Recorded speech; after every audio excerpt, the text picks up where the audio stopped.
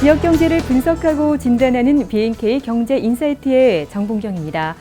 네, 지난 7월이었죠. 정부는 뿌리산업 범위의 전면 개편을 골자로 하는 뿌리산업 경쟁력 강화 마스터 플랜을 발표했습니다. 이번 개편이 무려 10년 만이라는 점에서 또 많은 관심을 받고 있는데요.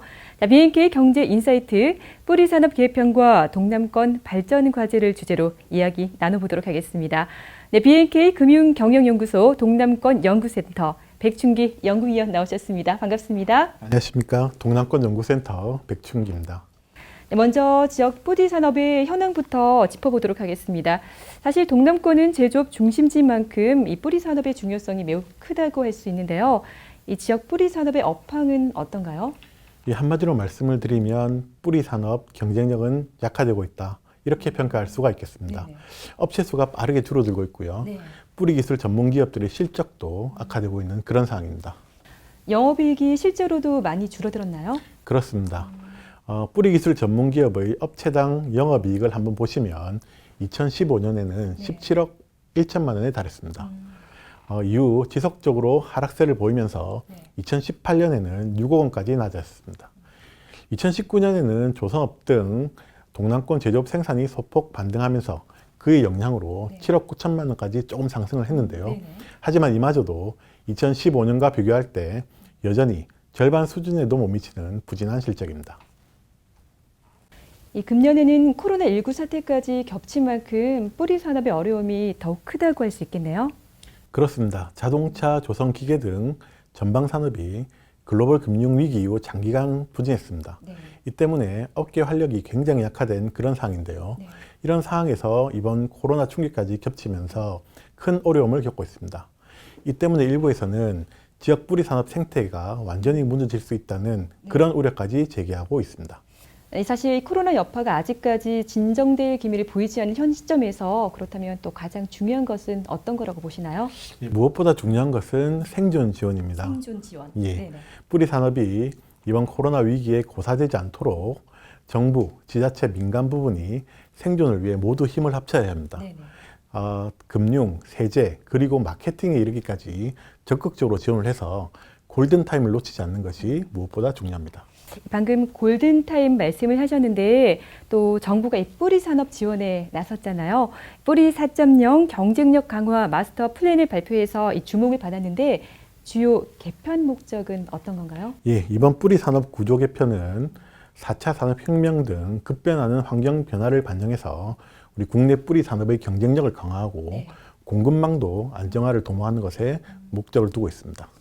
이 개편 방향을 보니까 뿌리 산업의 소재 다원화, 핵심 기술 확대 이 두 가지가 주요 내용인 것 같더라고요. 조금 더 구체적으로 설명해 주시겠어요? 네, 먼저 소재를 보시면 기존에는 금속 하나 있습니다.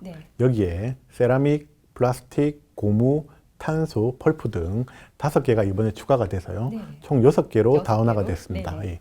그리고 핵심 기술의 경우에는 기존에는 6개가 있었는데요. 거기에 사출 프레스, 3D 프린팅, 정밀 가공, 엔지니어링 설계, 산업지능형 소프트웨어, 로봇, 센서, 산업용 필름 및 지류 등 8개가 추가가 되었습니다. 분야가 많이 늘었네요. 그렇습니다. 사실 이 개편 이전 핵심 기술들을 보니까 주조라든지 금형, 표면 처리, 또 열 처리 이런 것들이 있던데 이 기술들 모두 동남권 주력 업종이라고 할 수 있는 자동차, 기계 그리고 조선업과 또 연관이 높은 업종들이잖아요. 추가 개편된 만큼 지역의 많은 기업들에게 또 수혜가 있지 않을까 싶어요. 그렇습니다. 현재 전국 기준으로 봤을 때 뿌리 기업은 3만 개입니다. 이번 개편을 통해서 9만 개까지 늘어날 것으로 예상이 되고 있는데요. 이에 따라서 동남권도 절대적인 수혜 기업 수는 늘어날 것입니다.